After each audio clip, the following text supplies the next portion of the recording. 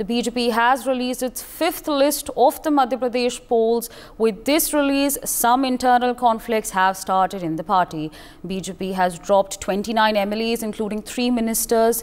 This gave rise to protests by BJP workers in Jabalpur.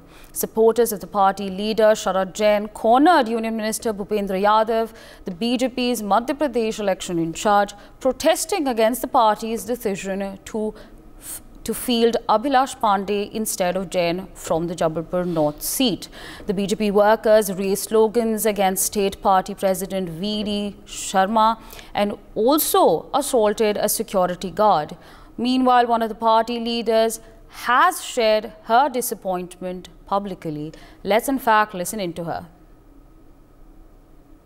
अगला कदम ये है कि हर 755 मजरों से कार्यकर्ता का फोन आ रहा है।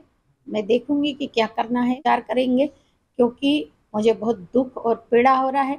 जिसकी कोई योग्यता नहीं है उसको दे दिया, पुराने सारे लोगों को दिया और मेरा मात्र अकेले का टिकट कटा है, बाकी सबको मिल गया, अकेले का टिकट। और मैं आदिवासी नेता हूँ और आदिवासी नेता हूँ, मैं 30 साल से काम कर रही हूँ।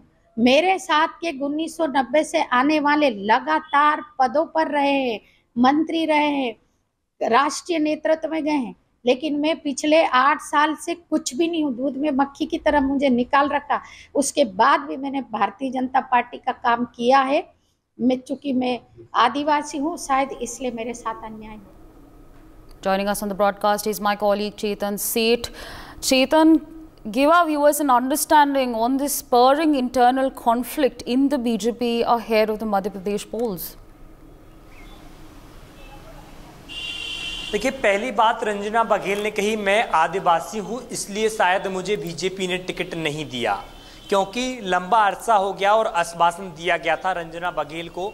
बीजेपी जिस तरीके से दावा करती कि आदिवासियों को मौका दिया गया और आदिवासी नेताओं को आगे बढ़ाया जा रहा है। रंजना बघेल की पीड़ा साफ है कि पिछले 30 साल से पार्टी की सेवा कर रही हैं, 1990 से लगातार पार्टी की सेवा कर रही हैं, उसके बावजूद भी उनका टिकट काट दिया गया। ऐसे व्यक्तियों को टिकट दिया गया जिनका कोई अस्तित्व नहीं है, कोई जनाधार नहीं है, यानी कि सर्वे के आधार पर टिकट नहीं दिया गया। कार्यकर्ताओं के लगातार फोन पहुंच रहे हैं, क्योंकि जिस तरीके से मध्य प्रदेश में बीजेपी ने 228 विधानसभा सीटों पर अपने प्रत्याशी उतारे और कहा जा रहा था कि चुनावी मैदान में बड़े और पुराने चेहरों को अवश्य मौका दिया जाएगा, नए चेहरों के साथ साथ। लेकिन जिस तरीके से तस्वीर आई कि बीजेपी ने 7 सांसदों सहित 3 केंद्रीय मंत्रियों को मौका दिया और कई पूर्व नेता, ऐसे नेता जो लंबे समय से बीजेपी ने जिन्हें दरकिनार कर दिया गया था, साइडलाइन बिठा दिया गया था, उन नेताओं को मौका दिया गया। लेकिन रंजना बघेल का टिकट काट दिया गया।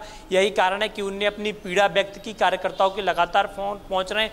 अब बताया जा रहा है कि रंजना बघेल जल्दी भारतीय जनता पार्टी का दामन छोड़ सकती हैं और किसी अन्य दल का दामन थामने की तैयारी कर रहे हैं, क्योंकि जिस तरीके से उनने पीड़ा और रोते हुए दुख अपना व्यक्त किया, तो कहा जा सकता है कि एक बहुत ही जिस तरीके से उनकी जो तस्वीर सामने आई, तो दर्द भरी कहानी जो है वो पीड़ा व्यक्त कर रही है कि रंजना बघेल चाहती थी कि वो विधानसभा चुनाव लड़ें। यही कारण है कि वो धार से लगातार अपना भोपाल पहुंच रही थी और कई उनने पार्टी दफ्तर के चक्कर लगाए। बताया गया कि पार्टी की ओर से उन्हें आश्वासन भी दिया गया था कि विधानसभा चुनाव में आपको जिम्मेदारी दी जाएगी, विधानसभा चुनाव में आपको चुनावी मैदान में उतार दिया जाएगा। लेकिन अब तक उन्हें पार्टी में ना ही कोई संगठन में जिम्मेदारी दी गई, ना ही चुनाव में। तो इस कारण जो है दुख जाहिर उन्होंने किया है। For more such videos, subscribe to the NewsX YouTube channel, hit the bell icon.